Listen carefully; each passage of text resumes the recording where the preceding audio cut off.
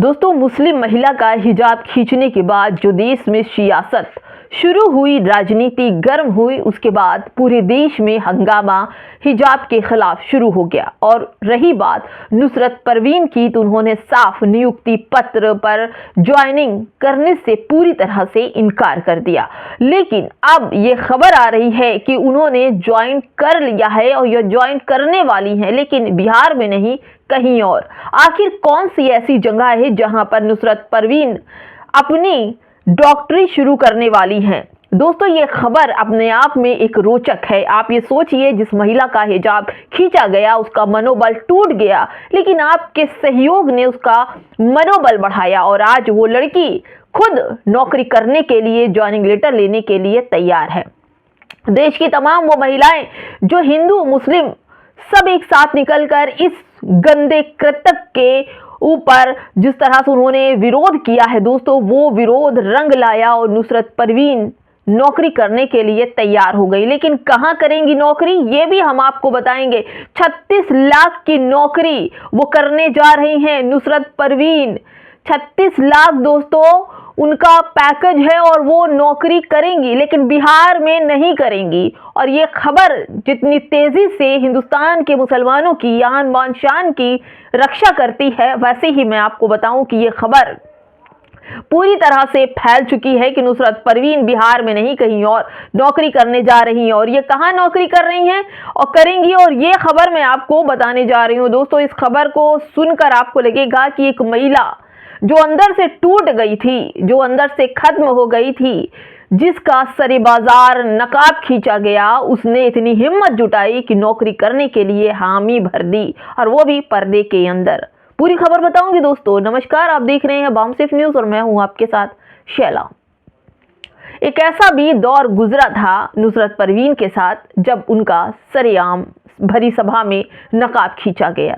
तब उनको लगा होगा कि शायद मैं आत्महत्या कर लूं, सुसाइड कर लूं, क्योंकि एक बड़ा पद का मंत्री जिसने एक छोटी, अपनी उम्र से 3 गुना छोटी लड़की का नकाब खींचा, और वो भी भरे सभा में।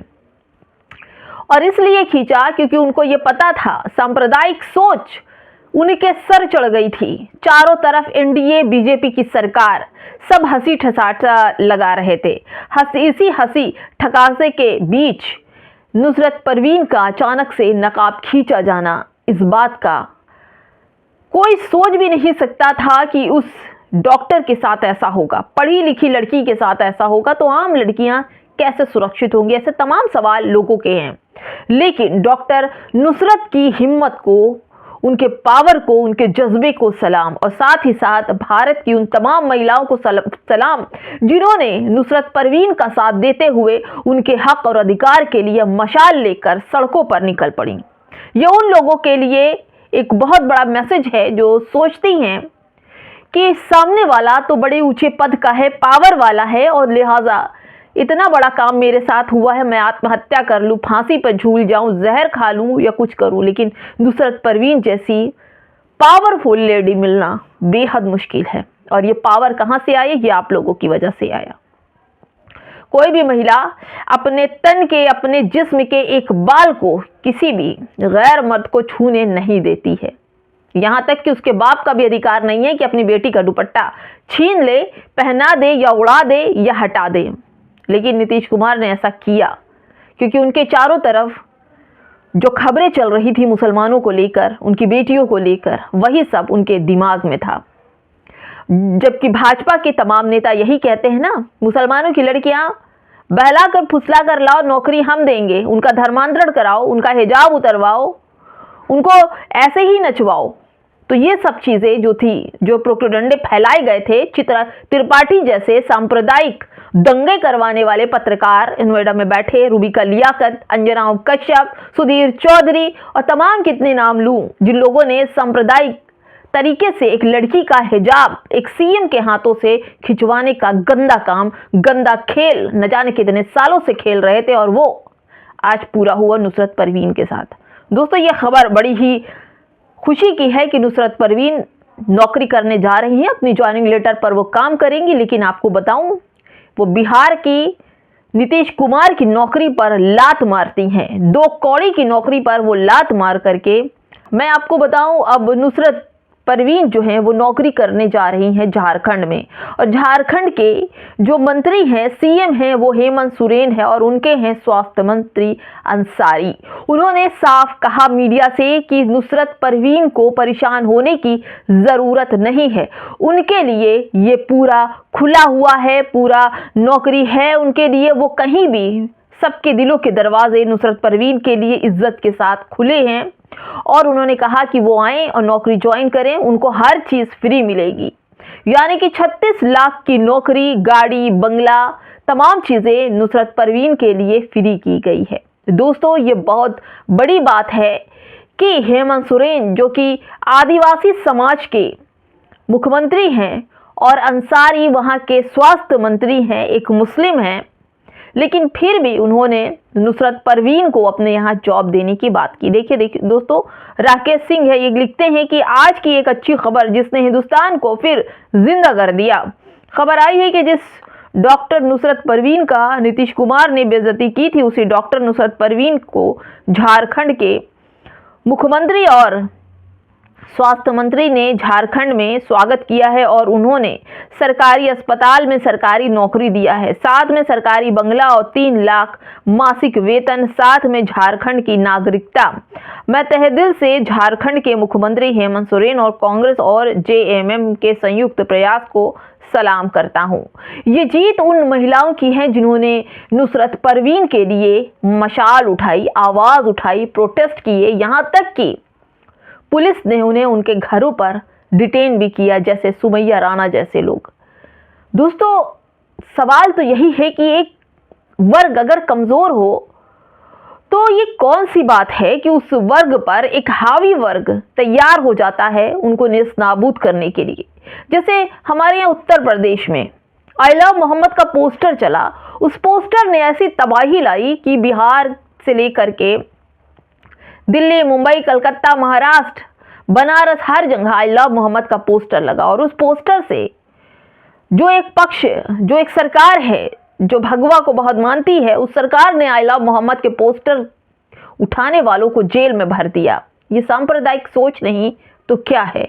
दोस्तों, आज भी मुसलमान सांप्रदायिक दंगों की आग में चढ़ा हुआ है, कोई प्रूफ नहीं, कोई कुछ नहीं, जेलों में ठूसा हुआ है। अभी कल के दिन, जिस दिन मोहम्मद सल्लल्लाहु ताला अलैहि वसल्लम का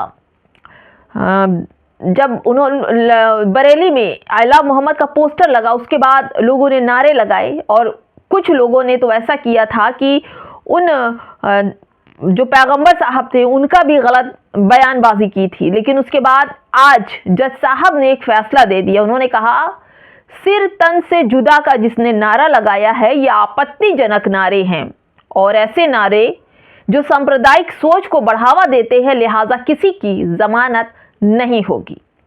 ठीक है, जो गलत बोलेगा उसकी जमानत नहीं होगी।